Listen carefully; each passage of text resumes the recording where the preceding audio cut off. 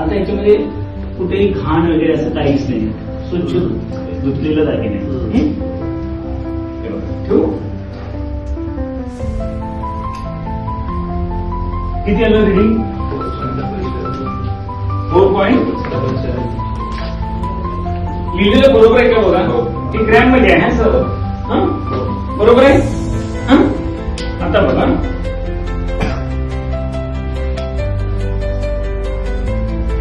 Reading 0 आहे. Reading 0 आहे madam.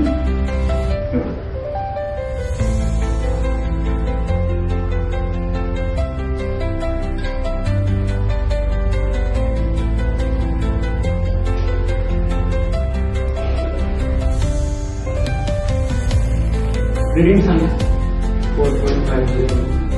4.50. लिहिलेलं बरोबर आहे का बघा? कन्फर्म? रीडिंग बदललं नाही ना? आता इकडे बघा, हे घेतलं हवेतील वजन. तर इकडे बघा त्यानंतर सर नंतर करण्यात यायचं. हे झालं हवेतील वजन, हे झालं पाण्यातील वजन. बरोबर? मग हवेतील वजन वजा पाण्यातील वजन 4.770 वजा 4.500 किती आलं?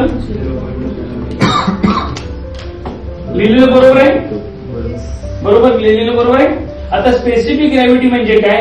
हे भागिले हे. बरोबर? स्पेसिफिक ग्रॅव्हिटी म्हणजे काय? हवेतील वजन भागिले डिफरन्स. बरोबर? मग किती आलं? 4.770 भागिले 0.270 किती आलं? 17.666 एवढं आलं.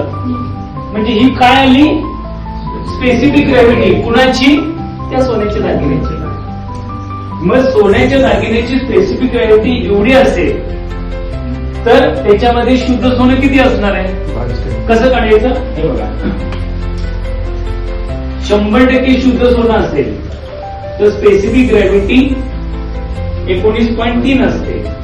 तर माझी स्पेसिफिक ग्रॅव्हिटी आहे 17.666. किती? तर x इज इक्वल टू 17.666 गुणिले 100 भागिले 19.30. उत्तर किती येते बघा?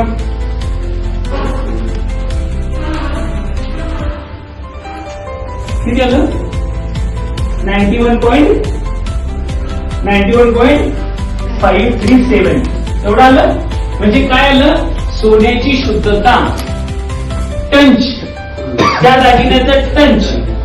मग एवढं टंच असेल तर कॅरेट कसं काढायचं? त्याचा फॉर्म्युला आपण काय शिकलोय काल? हे बघा, टंच मला माहिती आहे, तर कॅरेट कसं काढायचं? 91.537 गुणिले 24 भागिले 100 किती आलं टंच?